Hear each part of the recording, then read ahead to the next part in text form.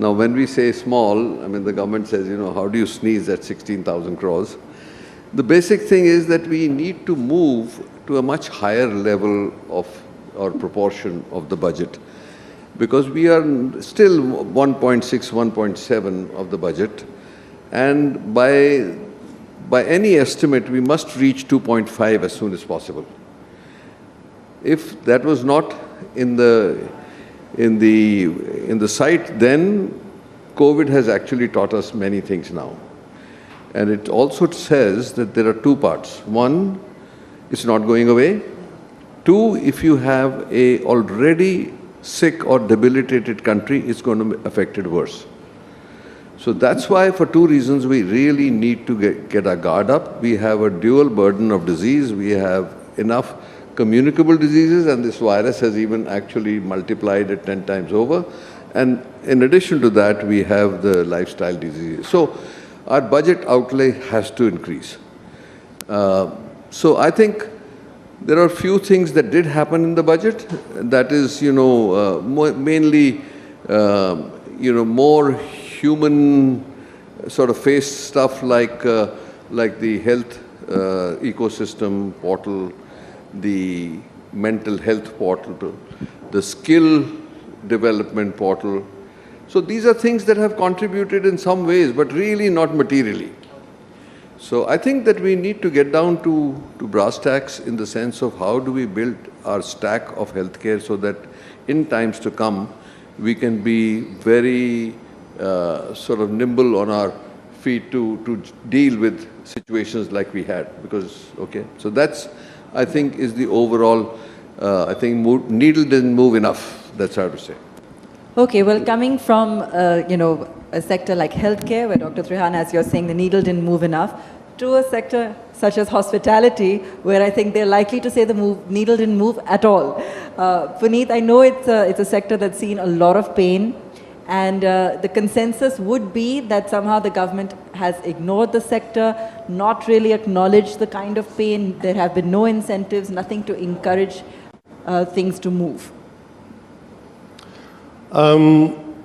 Consensus is definitely on something else.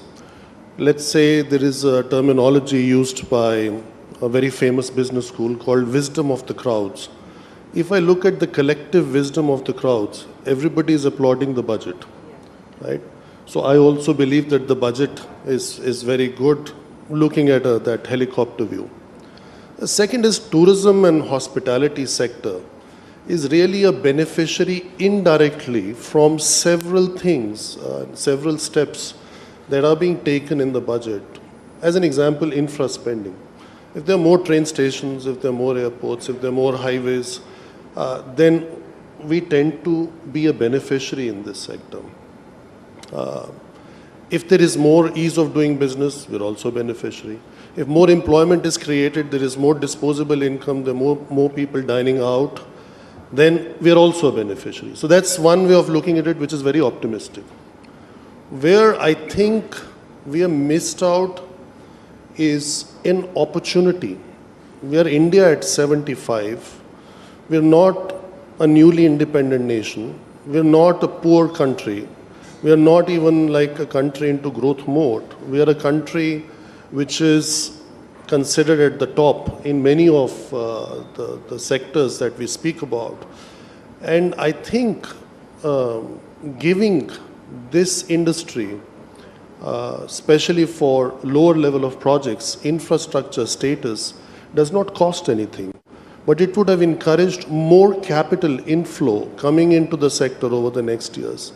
Including it in the concurrent list of constitution aligns how the center and state would have worked. And after 75 years of being independent, I think it can be included in the concurrent list, and it will help. I think there are some of those things which did not, because budget is at the end of the day a P&L, and these kind of things don't go through the P&L, so these are easier to do. The sector definitely has shown a lot of character. This is the sector that has bravely paid all taxes, all rents, all statutory obligations, although they were put in a lockdown. So I think some kind of empathy, a little bit more empathy would have been good. Having said that, one could also say that it got referred in the budget speech several times, and we got 50,000 crores as ECLGS scheme, and maybe there will be some improvements on the moratorium and the extension. So all in all, I think something, opportunity, yes, we could have done more. And very important for a country, that this sector globally creates more than 10% of the jobs, is accountable for more than 10% to the GDP. In India, the figures were more like 7%, but if you take the indirect impact of the informal sector, then you're talking about more than 12% of employment. That's your shikara guy on the Dal Lake or the rickshawala in Banaras from Kashi Vishwanath temple to the Ghat. I think all these people, anybody, it's an airport rep at the airport, it's a travel agent for whom a business is shut for 2 years because airports are shut. It's not anybody's fault, but I think there are a lot of people whose lives and livelihoods are dependent on this sector, and I think things will happen and more will come, maybe outside of the budget. But yes, it's an opportunity missed, at least in terms of positioning of the sector. Okay, so coming to a sector now which can't complain about mentions in the budget, but infrastructure clearly took center stage this time. And yet there were questions, Vinayak. There were questions about implementation, execution, projects that have been stalled. Will things pick up? Will the spending actually happen? How do you view the budget? Abha, I think your viewers must have now digested the fact of a 7.5 lakh crores and a 35% increase in outlay. And then everybody says, so infrastructure has got this much. I think it's important at this session to possibly use this occasion to explain an underlying philosophy. See, here is an economy that was down -8, -9% because of the COVID impact. And it has to rapidly clamber up, right? To do all the things which we want done, jobs, growth, employment, all of that. So there are two schools of economists. There is one school of economists who say that the best way to do it is to put money directly into the hands and pockets of the consumer.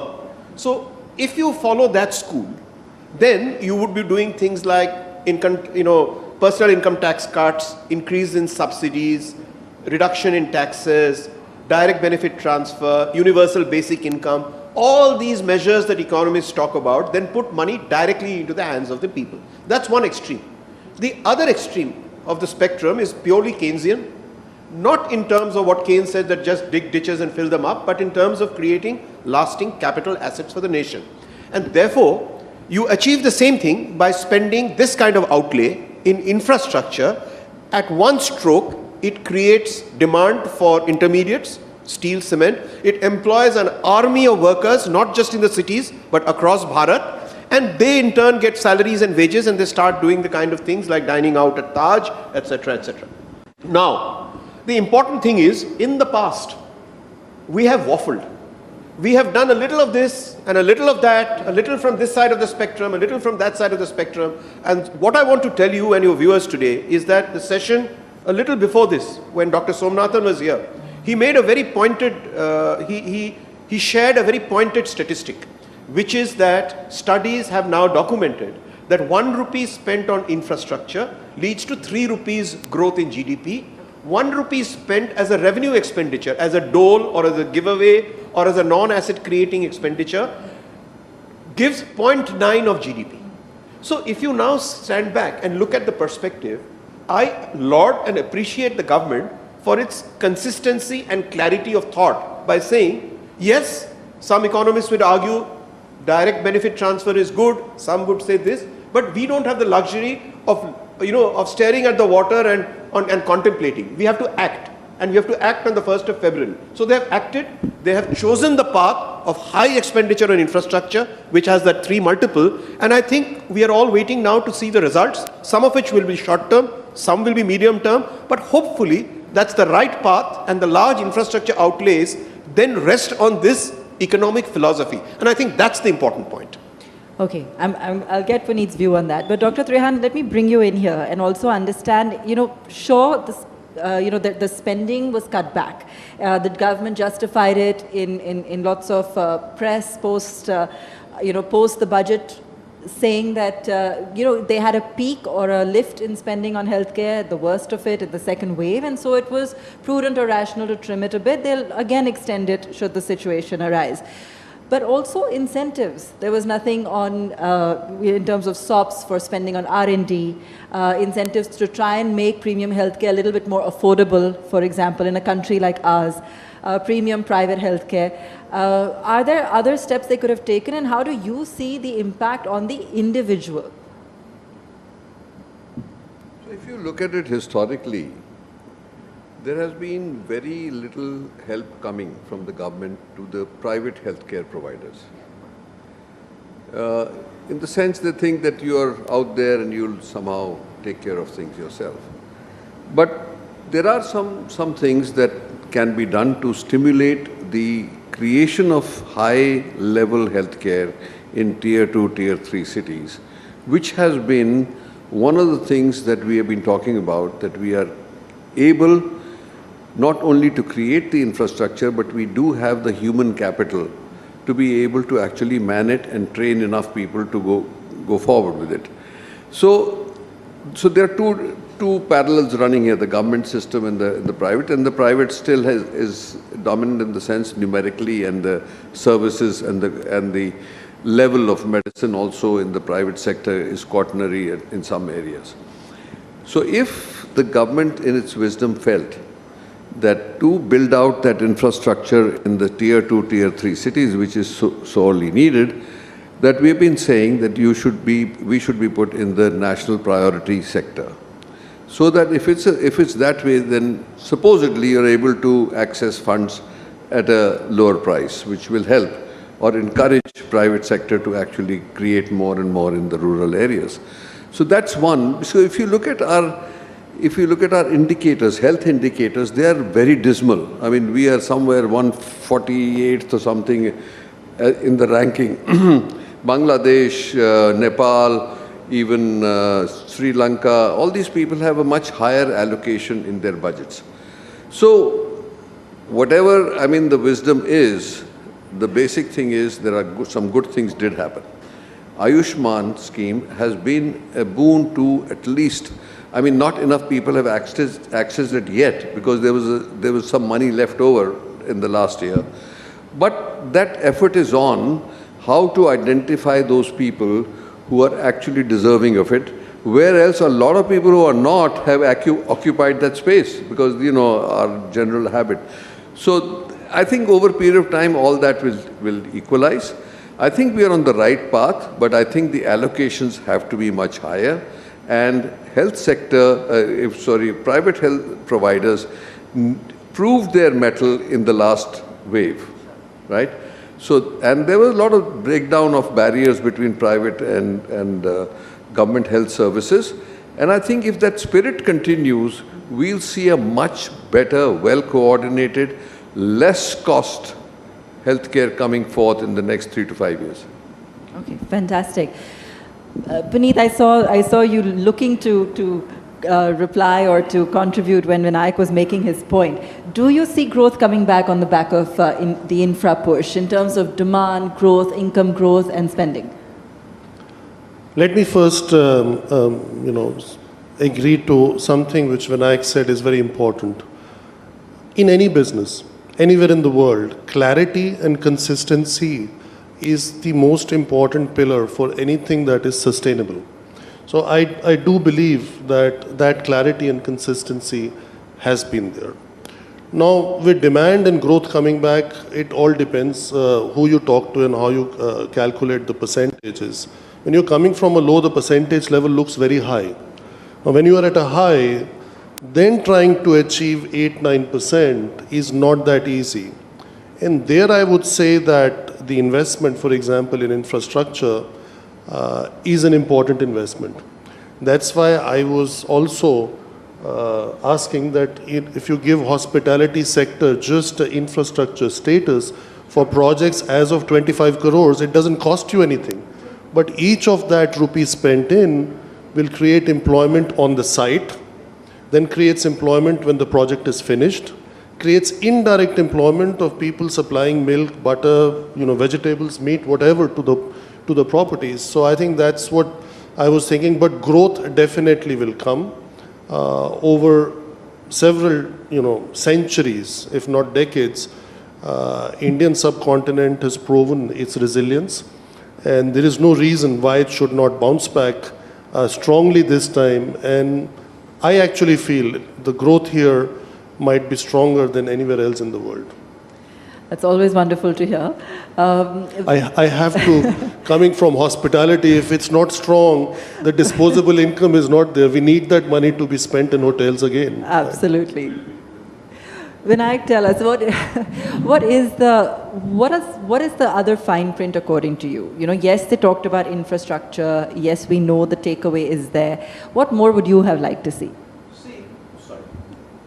I think a large portion of the budget discussions is number driven, and that's now well established, 35% increase and all that. What's important in this budget is there has been a significant reset of the playing field between private sector and government. There has been a re-engagement of the terms of engagement. And I'll tell you some of the stuff that I noticed in the budget. The most important was the finance minister herself coming out openly talking about a circular that has not received attention, I'm sorry to say, by the media, including by Indian industry, called the 29th October notification that resets the entire public procurement rules, the most dramatic being payment in 10 days' time. When people hear it, they fall off their chairs. So that 29th October circular is one of the most important reforms where the terms of engagement has come in favor of the private sector. There has been an announcement of a product called surety bonds. Indian businessmen working in infrastructure have a major pain point with bank guarantees, right? And we've cribbed like hell about bank guarantees. Now the insurance sector is stepping in with a similar product called surety bonds.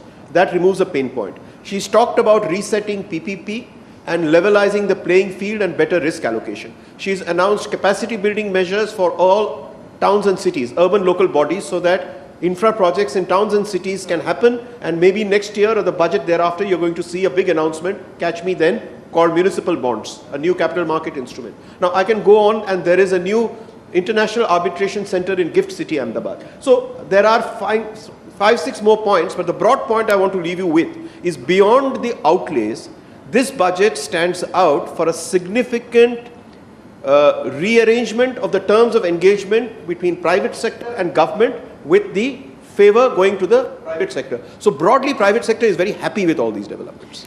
Okay, would you both concur? And there have been analysts saying that the finance minister has done a wonderful job in striking the right balance, fiscal prudence and spending this time around. Would you agree, Dr. Trehan? No, like you said, it's a forward-looking budget. Its good part is that it's long-term, which sets out the roadmap for India. But what I don't agree is that, there is so much immediate distress at the bottom of our whole society that some relief to them. So you balance off long term, like you're saying, 7 lakh crores or 7.5. If you had taken away maybe 6.5 lakh crores and redistributed some of the money, and so that would be immediate.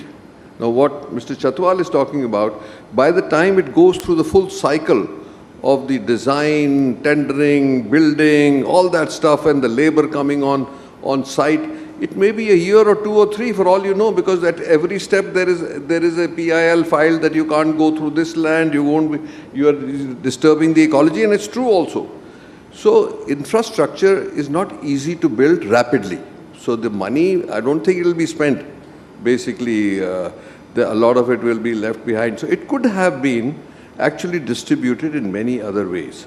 So I think relief is required today, not promise of next 2 years, because those poor people have suffered already for 2 years.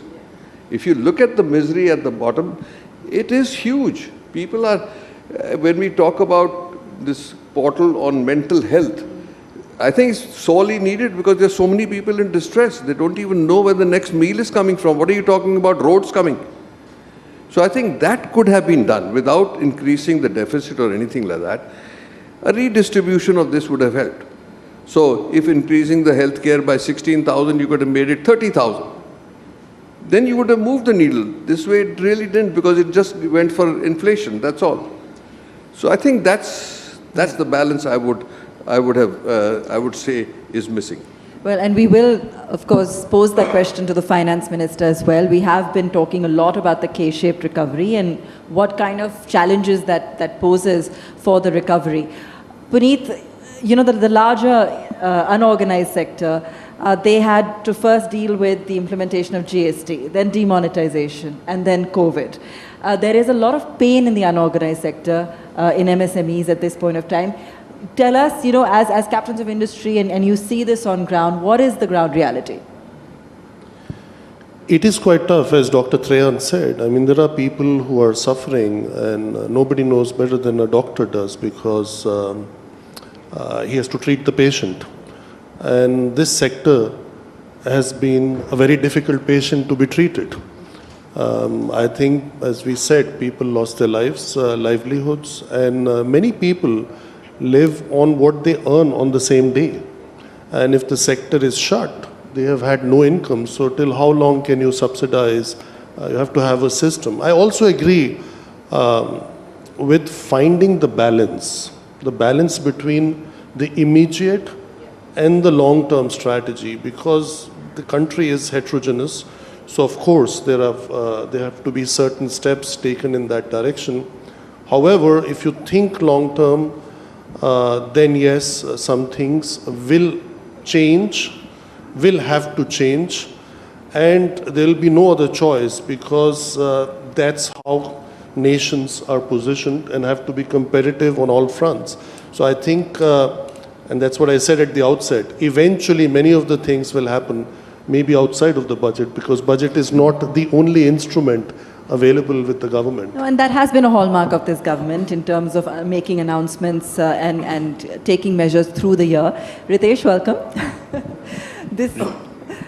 Thank you for having me here, and hi everyone. Sorry about the delay. This is just, you know, I'm really sorry about it.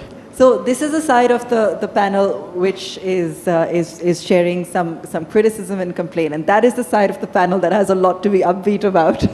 So clearly some of the buzzwords in the budget were, you know, digital, startups. I think if we look at the word cloud, these were some of the most often used words.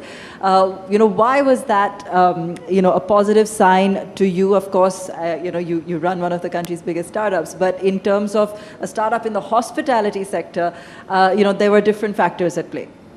Yeah, look, I think, you know, I'm lucky to be in a place where I get to see two very interesting segments. One is, of course, the startup new age world of technology. And on the other side, you know, similar to my friend Puneet, on the hospitality side of the world, of course, in a very different segment and very different set of consumers and merchants. I think this year, you know, as I was looking at the budget, I just almost every few lines, I could see the word digital being used. So I think one thing that is consistent about, you know, the budget for the last few years at least, is digital is no more something that is being seen as a potential use case. It is here to stay, and it is here to make sure that every use case for the citizen in terms of services, digital will play a part of it. And in my perspective, if you see, the outcome of this is companies like us and many others, which are the unicorns over the last few years, can create great digital infrastructure to build on top of it. That's the first one. The second, I think, like Puneet was mentioning, in the hospitality ecosystem, clearly the last 2 years have been extremely challenging. Nobody can take away from it. But at the same time, one of the things that we've seen is COVID has also led to some opportunities. So if you look at leisure tourism, especially road trips, that is probably at its peak. Like, I have never seen people driving nearby as much as they have done recently. So investment in road infrastructure, airport infrastructure, rail infrastructure, while it may feel like it's going to benefit mostly the infrastructure construction companies, but remember, infrastructure is one of those opportunities which creates an impact in all of our businesses. So in my view, while clearly there is a lot that needs to be done, I think, you know, especially the focus on digital and infrastructure, I think, is a long-term bet to growth. So let me ask you this, and everyone's asking, how come all the money is going to these new economy startups and not to the old economy business that are in fact starved of for capital? They're looking to raise capital. A lot of them still have debt, even though there's been such a cleanup over the last couple of years. But how would you answer that? The FM herself alluding to this year in the budget and the kind of capital that's been generated by startups. So first off, I'll tell you this, that nobody's complaining about capital. Not just the new age companies, even the well-run legacy companies, they've all been able to raise significant amount of capital very well. But that said, look clearly, growth, everybody wants to be a part of well-run growth opportunities around ourselves, right? And India is a great example. India is increasing its expenditure by, I think, 35% this year. The world's money is coming to India. So clearly, a lot of the new age companies are driving growth. They're becoming systemic to what the future of our country will be like, especially in COVID showed us this, right?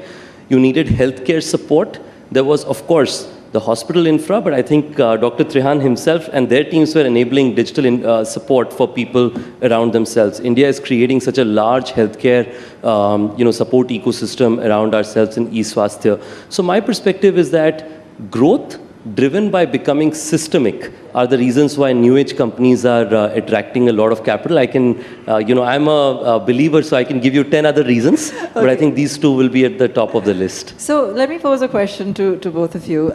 There was a conversation with Dr. Subramaniam earlier, and he mentioned in the backdrop of what he said was a fairly well done budget, that there's still a reason why we're not seeing the kind of private capex and the kind of foreign capex entering the country. He said there's still work to be done. How would you take that? What would be your response to that? So what he actually alluded to was on one thing, that COVID actually put so much stress on the system that there was no money in the system, right? The banks were already under stress and so was the private sector. But now that is all, actually the intervention done by the Reserve Bank and all that did help, of course. So we are now, as far as domestic capital is concerned, at least the accessibility is much better today than it was 2 years ago. That's for sure. Now, as far as foreign capital is concerned, I know very little about it, so I will not even profess that I know. But what it seems like is we are hot right now. India is hot. And unless we shoot ourselves, I think we'll continue to stay hot. That's all I know. And Puneet, I know that you've had capital raises, you've had expansion at this time, so there's been a lot going on at IHCL. We don't have to get into it, but from that standpoint, things are still looking good. Yeah, it's that famous saying, half empty or half full. And I think every crisis has its opportunity. And to Ritesh's point, it's not just domestic tourism. As an example, the hospitality sector globally, not just in India, had a once-in-a-100-year opportunity to adjust its cost base. The people who thought they were champions of cost optimization suddenly realized they could do with half the cost. So it's not about, I'm not talking about a particular company, but when we sit in our circles and speak about it, is that really necessary or is it just nice to have? So over several decades, you just keep collecting. So I think the base has been adjusted, and if the budget actually achieves the growth percentages that we have envisaged, then we are in a very good space. If on top of that, during the year, some of the other instruments are leveraged, then we are in an excellent space. And I am personally a believer that wait 6 to 12 months. We have had that in few phases in October to 22nd of December. And we had it also just before the second wave hit us, as if there was no stopping. And the industry was on its own, it was doing quite well. I have no doubt in my mind that it's going to come back. It's like a plastic ball. Because of lockdown, you push it underwater that you're not allowed to come up. It's fine. The moment you release it, it just comes back up. So I remain actually outside, Vinayak told me to say cautiously optimistic. But in another context. So I think I stay optimistic. But one thing that did happen, of course, we all were forced to become more efficient. but it came at human cost. So many people lost their jobs because our efficiency, a large part of it came from trimming the fat in our manpower. So human capital has suffered. So I'm not sure because one would say that to feed a family of 4, it only costs you 20,000 rupees a month. So if you give somebody a job, you have actually lifted the bottom. So I think that we should be careful in the sense that there is such a thing as, I think it was one of the India Today conclaves, this gentleman guy standing gave this concept of precariats. And not very many people, I hadn't heard of it myself till that day. And not many people still appreciate it. But the more we create this distress at the bottom, everything else will become wobbly. So I think that's why I was saying that we should not celebrate yet. We should say, yes, we are on the right path, but we have a lot of homework to do at the bottom. We see it on a daily basis. And, even though this wasn't a populist budget, Vinayak, we are heading towards elections. So while people are hoping for, further scope and more announcements elaborating on some of what was announced this year, next year, as we get closer to election time, is there a possibility that once again the spending structure will get skewed? No, I don't think so, because one of the more noticeable aspects of this budget was a relative, substantial absence of populism, particularly in the context of some major states going into elections. In the old days, you would have found the railway budget announcing 20 new trains, 3 new stops, specific giveaways for particular states. You saw none of that kind of populism in this budget, and I frankly deeply appreciate that. Going forward, I mentioned about consistency, and I think that this is a very good ground rule that has been set, saying it should be professional, it should be based on logic and no short-term populism. But looking ahead, now that we have all digested this big outlays on infrastructure, it leads to a fresh set of concerns. And I know we're running out of time, so I'll quickly say that project execution, the Ministry of Program Implementation has come up with statistics which are deadly, that there's a huge amount of project delays, 4.36 lakh crores. That's a little over even half the budget outlay, is the cost of delay. Then they're talking about capital coming in. There's huge problems in the PPP frameworks, which is why many bids have not gone through. So there's a big challenge in recasting PPP formats, which also the FM has alluded to in her speech. And the last point I want to say is, we may have, and I would be happy to pick up this point at future India Today and other conclaves, we may have a very peculiar situation in the country because we've reached a level of maturity in funding capability. What did Ritesh say just now? Capital is not a problem. Even in the infrastructure sector, we have reached the capacity to fund 22 lakh crores per annum, which is the NIP target per annum. The question is, by next year and thereafter, are there enough projects? So creating a fresh project pipeline when you have reached a maturity of funding capability is the next challenge. But there will be a time to talk about those things. All right. Ritesh, I have to ask, it's the question on everyone's mind always when, they're talking about startups. And we have several investors here and in our audience as well, as we broadcast this. Are we seeing a bubble? Is there a danger of a bubble? Will we see this end badly? And it's not, I'm asking you for the startup ecosystem, but of course it's also relevant to the stock markets where we are actually seeing a lot of these startups now listing.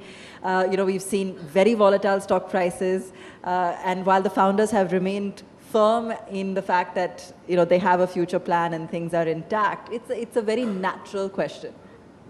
Yeah, look, I think first off, this is a completely new ecosystem or industry that's getting created, right? So naturally, within this, you will have high quality companies and you'll also have companies where there are some challenges.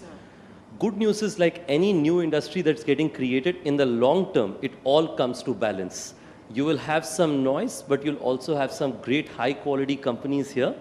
You have to give it the time that it so deserves. It's a little bit like, nowadays cricket is the flavor of the season. So if you see cricketers, right, there's a lot of cricketers who hold promise, but there are opportunities that they can improve and there are challenges that they come with.